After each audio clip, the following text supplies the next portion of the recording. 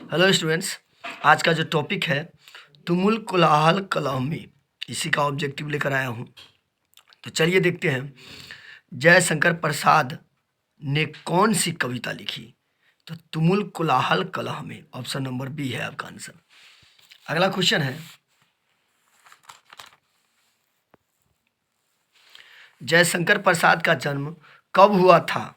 तो 1989 ईस्वी में जयशंकर प्रसाद का जन्म हुआ था। ऑप्शन नंबर सी, 1989 ईस्वी में जयशंकर प्रसाद का जन्म हुआ था। जयशंकर प्रसाद के पितामह कौन थे? तो शिवरत्न साहू। पितामह के मतलब दादाजी, शिवरत्न साहू। जयशंकर प्रसाद के पितामह शिवरत्न साहू थे। जयशंकर प्रसाद कितनी वर्ष की अवस्था में पितृविहीन हुए थे? जयशंकर प्रसाद कितनी वर्ष की अवस्था में पितृविहीन हुए थे? तो 12 वर्ष की अवस्था में, 12 वर्ष की अवस्था में। अगला क्वेश्चन है, जयशंकर प्रसाद हिंदी साहित्य के किस काल के कवि हैं? तो आधुनिक काल के। जयशंकर प्रसाद हिंदी साहित्य के आधुनिक काल के कवि हैं। प्रसाद जी की किस कृति में आधुनिक मानव सभ्यता की मार्मिक समीक्षा की गई है? प्रसाद जी के किस कृति में आधुनिक मानव सभ्यता की मार्मिक समीक्षा की गई है? तो कामायनी में। कामायनी में, ऑप्शन नंबर डी, कामायनी में।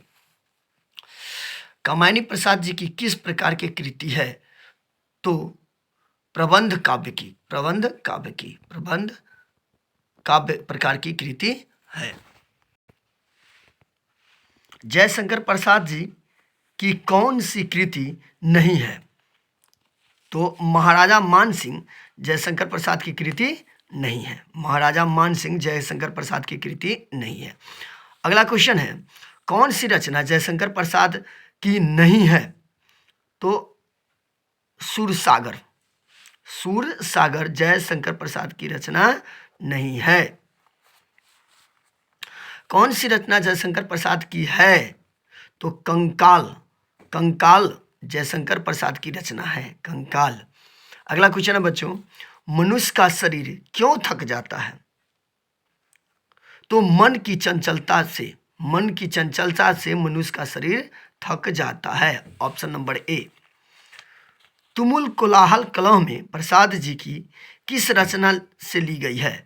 तो यह तुमुल कोलाहल कलह में कामायनी से ली गई है। कामायनी से ली गई है। अगला क्वेश्चन है, सजल जलपात में कौन सी अलंकार है? तो रूपक। सजल जलपात में रूपक अलंकार है। रूपक अलंकार है। मैं उषा की ज्योति में कौन सी अलंकार है? मैं उषा की ज्योति में कौन सी अलंकार है? मैं उषा की ज्योति में अनुप्रास अलंकार है। मैं उषा की ज्योति में अनुप्रास अलंकार है। अगला क्वेश्चन है बच्चों, चातकी किसके लिए तरसती है? चातकी किसके लिए तरसती है? तो स्वाति नक्षत्र की पहली बूंद के लिए। चातकी स्वाति नक्षत्र के पहली बूंद के लिए तरसती है। Option number C. Jaishankar Prasad ji ने किस भाषा में काव्य रचना की है? तो खड़ी बोली में। खड़ी बोली में। खड़ी बोली में। इनमें से कौन सी पुस्तक प्रसाद जी की है? इनमें से कौन सी पुस्तक प्रसाद जी की है? तो झरना। झरना। अगला क्वेश्चन है बच्चों, जयशंकर प्रसाद जी की कौन सी कृति अपूर्ण है? तो इरावती। जयशंकर प्रसाद की इरावती कृति अपूर्ण है।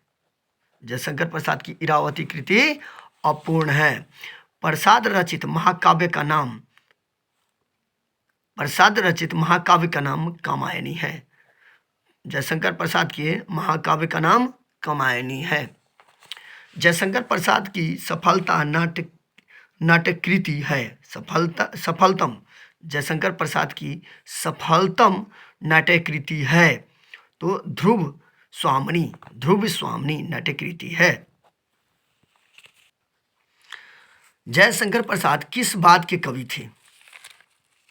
जयशंकर प्रसाद छायावाद के कवि थे। Option number A. Jaishankar Prasad Chhayavad के कवि थे। प्रसाद जी के पिता का नाम था।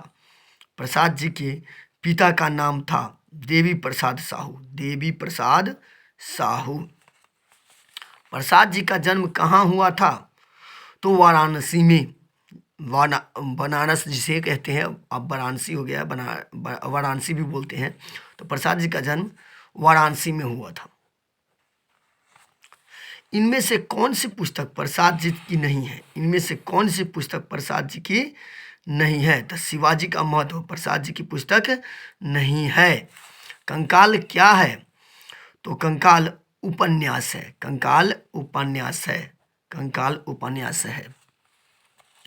ध्रुव स्वामिनी कैसी कृति है? ध्रुव स्वामिनी नाटक है, ध्रुव स्वामिनी नाटक है, नाटकीय कृति है। देवी प्रसाद साहू जयशंकर प्रसाद के कौन थे? तो देवी प्रसाद साहू जयशंकर प्रसाद के पिता थे। देवी प्रसाद साहू जयशंकर प्रसाद के। अगला क्वेश्चन है बच्चों, तुमुल कोलाहल कलह में शीर्षक कविता के रचयिता कौन है? तुमुल कोलाहल कलह में शीर्षक कविता के रचयिता कौन है? तो जयशंकर प्रसाद है, जयशंकर प्रसाद है। कामायनी के रचयिता कौन है? तो कामायनी एक महाकाव्य है, जयशंकर प्रसाद के द्वारा रचित की गई। तो कामायनी के रचयिता जयशंकर प्रसाद जी है। तो बच्चों इसको पूर्ण रूप से कर लेंगे, आपके एग्जामिनेशन पॉइंट ऑफ व्यू से बहुत इंपॉर्टेंट है।